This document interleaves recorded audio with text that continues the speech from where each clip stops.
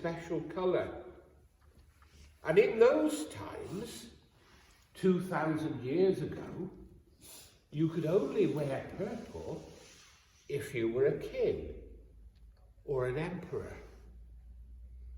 or if you were really, really important, you could wear a stripe of purple down the corner of your coat. But no one could wear purple. But this special time is a purple time. Outside, in our streets, and in Newcastle, or at the Metro Centre, people are all rushing around. They're rushing around, buying presents, getting gifts, thinking about Turkey. And the problem is that sometimes we forget why the time is special. And this story and this morning is all about a special time. The church realized more than 1,000 years ago that we needed this special time to get ready. And we're going to think about how we get ready for what happens in Bethlehem. Can you see Bethlehem? On the hill there above John's Head, there's Bethlehem. And we're going to think about the people who look at Bethlehem and the people who travel to Bethlehem. Let's start with people who were thinking about Bethlehem more than 3,000 years ago. These people were called the prophets. They had names like Isaiah and Jeremiah and Ezekiel and Malachi. Not names that we hear every day, but these were special people who knew that something was important going to happen. And they also knew to look out for important things coming along. You two, do you want to come and sit just down here on the floor? We're talking about special people and special times. So these prophets could tell the truth. Could tell the truth about things that were going to happen or things that were important. We all need prophets. Perhaps somebody in this room is a prophet, or perhaps somebody is going to be a prophet. And these prophets pointed to Bethlehem and said that Bethlehem was going to be a special place where something very special was going to happen. So although they didn't travel to Bethlehem, they looked at Bethlehem and why Bethlehem was important. This light, the first light, is the light of the prophets. And because I've opened this at the wrong end, I have to close it again in order to strike it. Let's hope it works.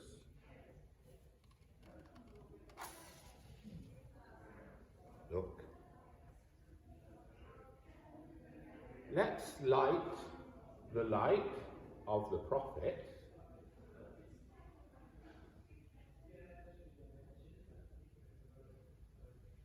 And let's enjoy the light of the prophet for a moment. Look at the light and look at the prophets.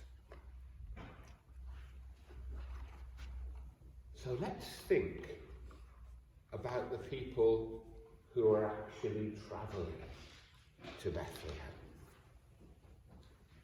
Here are the next two people, or maybe three people. This is Mother Mary and Joseph, and actually Jesus. Because Jesus is still inside Mary's womb. Mary is very, very pregnant. She's about to have a baby in a very few days.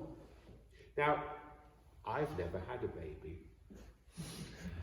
But people who've had babies tell me that when the baby is on its way and very soon to arrive, everything is difficult. If you sit down, it's uncomfortable. If you stand up, it's uncomfortable. If you walk, it's uncomfortable. And Mary had to travel with Joseph to Bethlehem, the place on the hill. And she would walk and get tired. She would ride on the donkey and get tired. And then she'd walk again and ride again and walk again and ride again. Mary knew that a special thing was going to happen when she got to Bethlehem, the town on the hill. So let's think about Mother Mary, who carried Jesus to Bethlehem. Mother Mary, who did all she could to say yes to God and to be the mother of God's Son.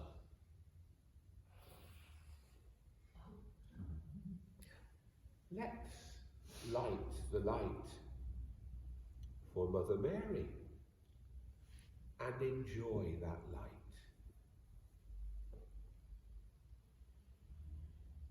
It's burning, it's shining in this special time.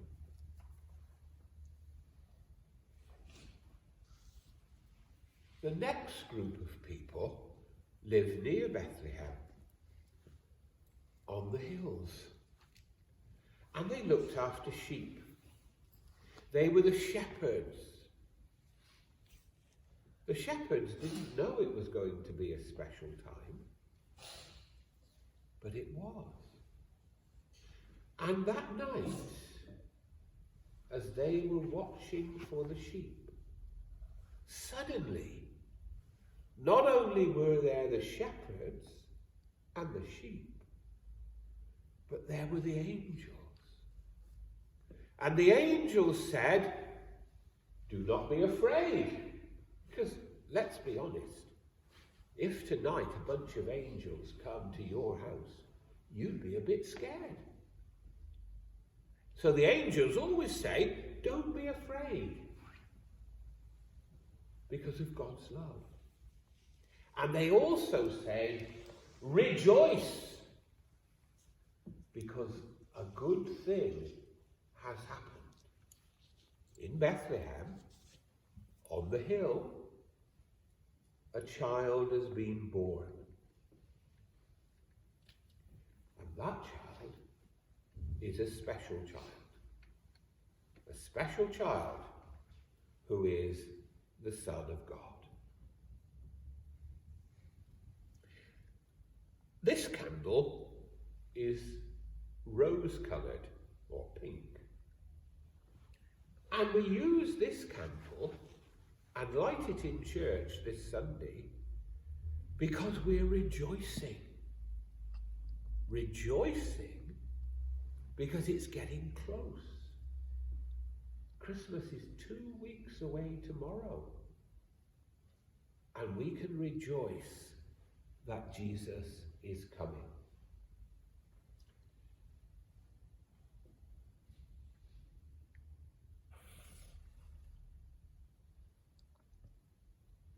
let's light the rejoicing candle. In Latin, the language that people spoke in church 1,000 years ago, the word is gaudete. Rejoice. Be happy because Jesus is coming.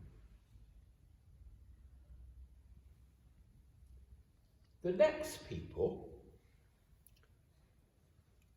started off even before Mary and Joseph started off to go to Bethlehem.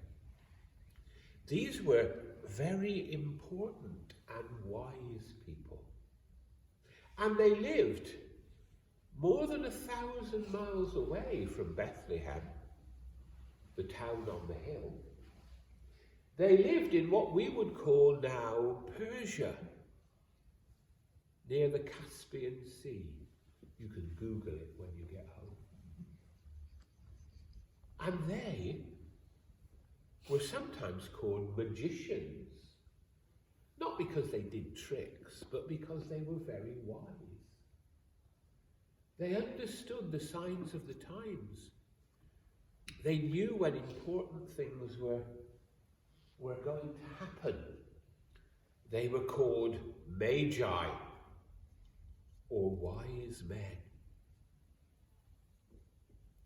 And here they are, not travelling, but when they arrive. In fact, they were so far away that they arrived long after the shepherds. They arrived and they brought gifts. We don't know whether they travelled on camels or horses.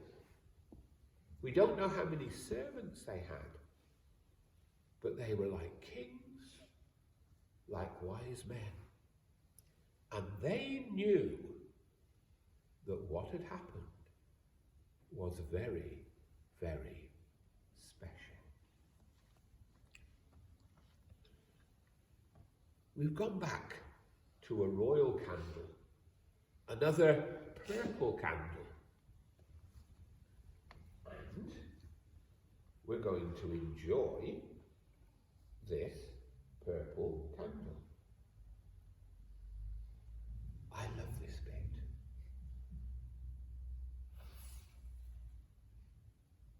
You see, it's like magic because it's special and it's wonderful. And I like the light.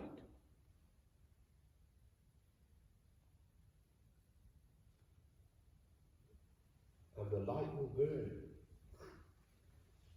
And all these special people, the prophets, the Holy Family, Mother Mary, Joseph, the shepherds and the angels, and the wise men, they all gathered around because something so special, so important, so serious was happening in Bethlehem, the town on the hill. And here we have the whole story. Mother Mary, and the shepherds, and the wise men, and the angels, and Joseph. All of them coming together. All of them gathered in Bethlehem because the child was born. And here, you'll be surprised to know, we have the candle of the birth of Jesus. And it's special, and it's serious, and it's white, and sometimes it's even gold. And we light it, and we enjoy the light. we enjoy the light. Someone I know, not very well, I only know them because I've written to them, lives in Ukraine at the moment, in a very difficult time in Kiev. And now, every night, they wait for the lights to come on, for the power to come on. But she also said that when they light their candles, they enjoy the light in a special way, because it's so different to normal life. And the light brings hope. The prophets talked about him. Mary and Joseph travelled so that he could be born in Bethlehem on the hill. The shepherds and the wise men, the Magi, visited him. And today, at Messy Church, we celebrate the story of the baby who was the Son of God, who came to live with us. I hope that we will all have a very special, a very blessed, a very marvellous Christmas. But that at the centre of our Christmas, there will be this story of the baby who was born to give us new life. Thank you so much for listening.